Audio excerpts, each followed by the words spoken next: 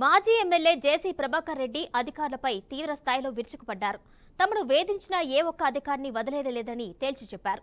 మమ్మల్ని దొంగలుగా చిత్రీకరించారని వాపోయారు. 10 రోజుల్లోగా తనపై నమోదైన కేసుల్ని విచారించి వాస్తవాలు వెల్లడించకపోతే ఎస్పీ, ఆర్టీఓ అధికారుల ఆఫీసుల వద్ద కుటుంబంతో ధర్నా చేస్తా అని హెచ్చరించారు.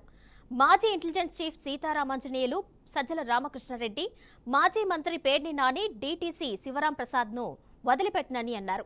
రాష్ట్రంలోని ఐఏఎస్, ఐపీఎస్లు అవినీతి పరులే అని వారి అంతు చూస్తా అంటూ ఫైర్ అయ్యారు జేసీ ప్రభాకర్ రెడ్డి. ఇది ఎవరికి సంబంధించింది కాదు, నా ఫ్యామిలీ గురించి సంబంధించినది. నాకు చాలా అన్యాయం జరిగింది పోయిన గవర్నమెంట్లో. అన్ని దానికన్నా బాధాకరం ఏమంటే మమ్మల్ని దొంగోలు చేసినారు. దొంగోలు చేసి నన్ను, నా భార్యను, నా కొడుకుని, నా కోడళ్ళని, దీనికి ఎస్పీ కూడా కారకుడే.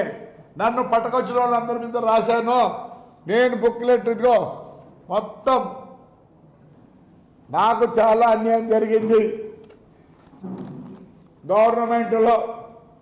ఎవరు గవర్నమెంట్లో? వైఎస్ఆర్ గవర్నమెంట్లో.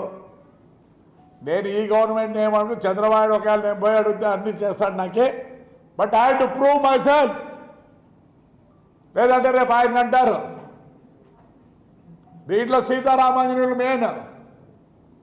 సీతారామాంజులు వదలను. వాడు పేరుని నాని,